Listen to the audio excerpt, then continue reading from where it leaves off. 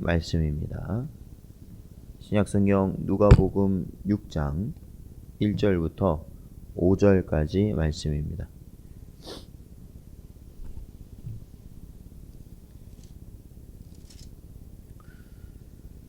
다 찾으셨으면 저희 한 목소리로 봉독하겠습니다.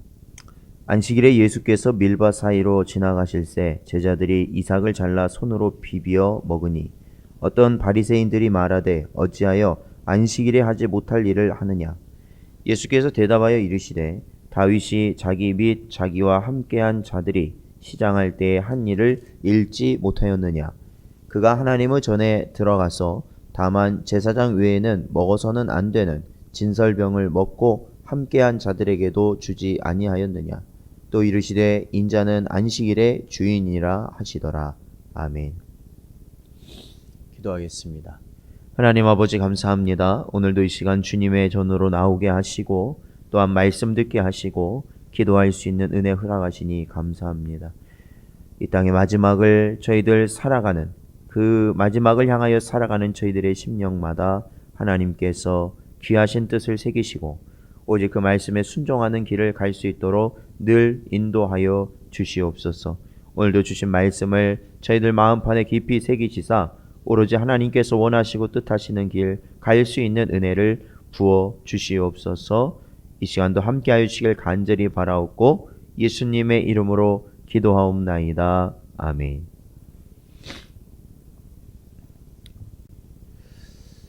오늘 본문 말씀 저희들 보면 예수님께서 제자들과 함께 길을 가고 계셨는데 그때가 바로 안식일이었다고 오늘 본문은 기록하고 있습니다.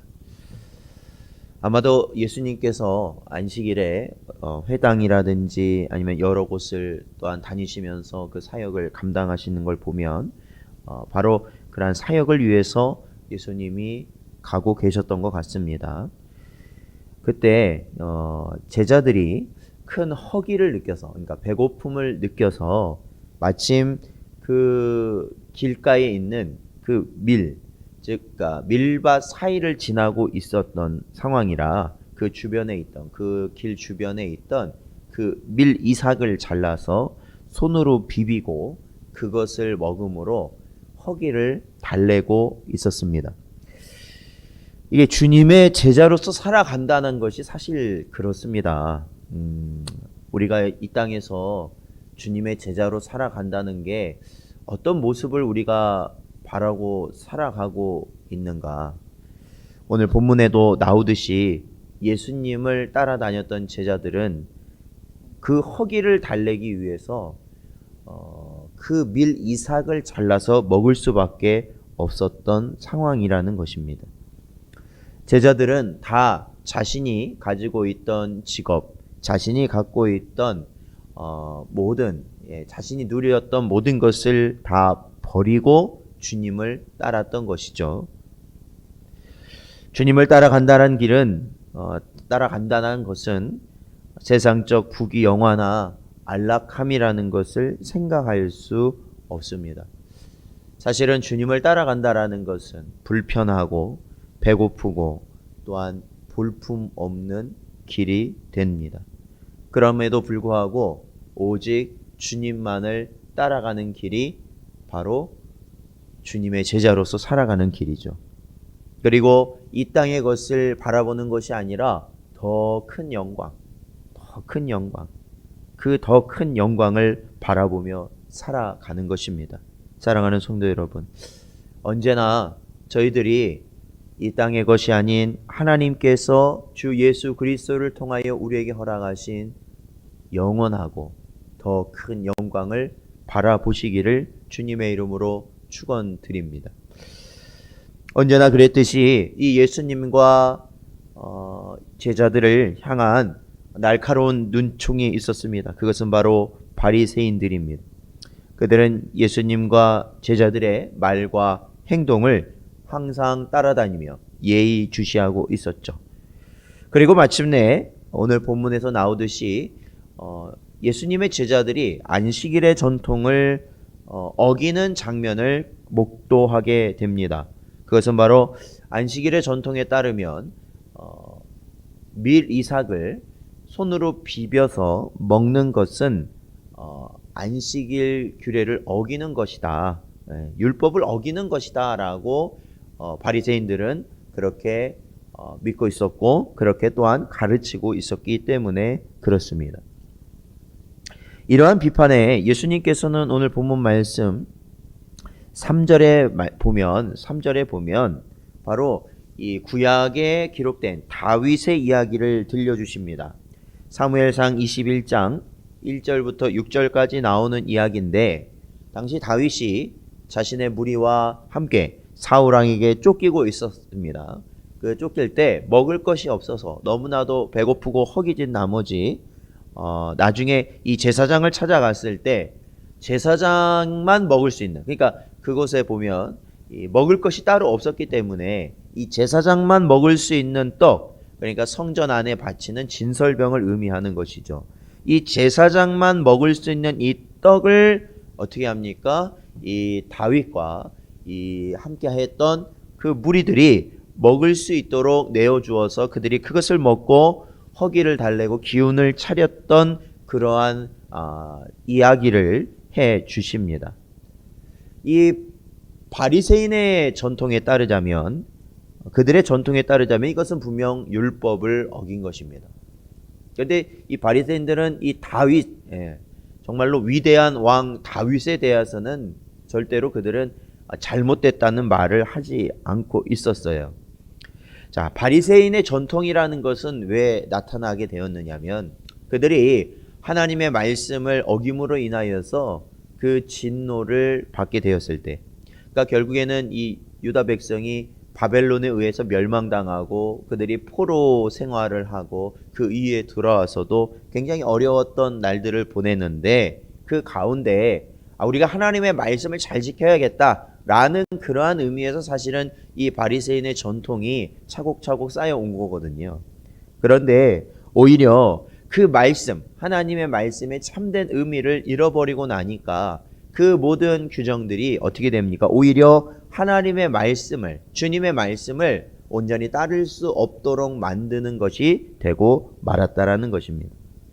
예수께서는 다윗이 허기짐으로 인하여 다들 생명이 위태로울 때 제사장만이 먹어야 하는 떡을 먹는 것이 하나님의 율법에는 그것이 허락되는 것이다.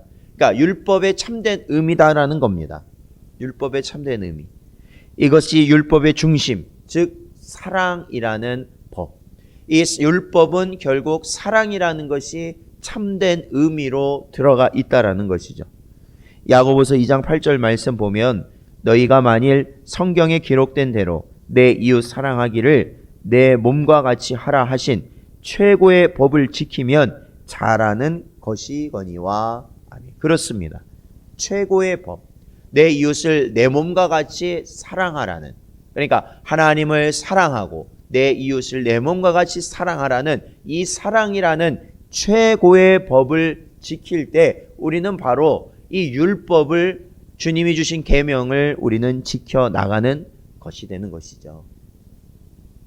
예수께서는 바로 자신이 누구라고 오늘 본문 말씀 마지막에 말씀하고 계십니까? 6장 5절 보니까 인자는 안식일의 주인이니라 말씀하십니다. 이것은 결국 안식일을 비롯한 모든 율법의 완성이 예수 그리스도를 통하여 이루어진다라는 것이죠. 예수님께서는 이 모든 계명의 완성을 어떻게 짓고 계십니까? 요한복음 13장 34절 말씀 보면 새 계명을 너희에게 주노니 서로 사랑하라. 내가 너희를 사랑한 것 같이 너희도 서로 사랑하라 말씀하셨습니다.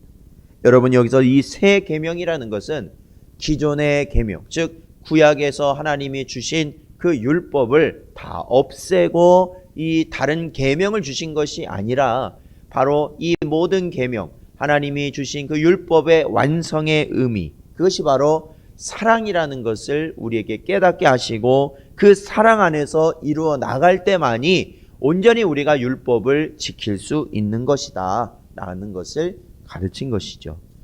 여러분, 마지막 때가 될수록, 그렇죠, 주님 오실 날이 가까이 올수록 세상은 불법이 성행할 것입니다.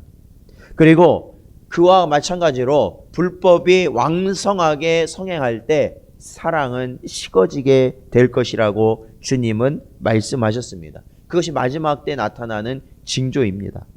그렇다면 우리가 오늘 이때를 주님을 기다리며 살아가며 또한 우리가 주님의 말씀을 따라 살아간다라는 것은 바로 주님께서 우리에게 가르쳐 주신 구약의 율법을 온전케 하셔서 우리에게 말씀하신 새 계명 사랑 안에서 우리들이 주의 말씀을 행하고 지켜 나가는 것이 바로 우리가 이 마지막 때에 주님의 말씀을 따르는 자의 모습일 것입니다. 아무리 정확하고 아무리 무언가 의롭고 아무리 공평한 것 같고 아무리 그것이 좋아 보인다 할지라도 그 안에 사랑이 없다면 여러분이 오늘 하루의 삶을 사시면서 여러분이 가정에서나 직장에서나 어디에서나 여러분이 살아가실 때 아무리 여러분이 하는 것이 정당한 것 같아 보여도 그 안에 사랑이 없다면 그것은 주님의 말씀을 따르는 자로서의 삶이 되지 못한다라는 것입니다. 오늘도 주신 말씀을 분명히 마음속에 새기시고 우리가 오늘도 우리의 인생 가운데 주어진 하나님이 우리에게 허락하신 그 모든 삶의 환경 가운데 주님이 우리에게 주신 이 새 계명을 마음에 새기며 참된 주님의 말씀을 따라가는 저와 여러분 되시기를 주님의 이름으로 축원드립니다.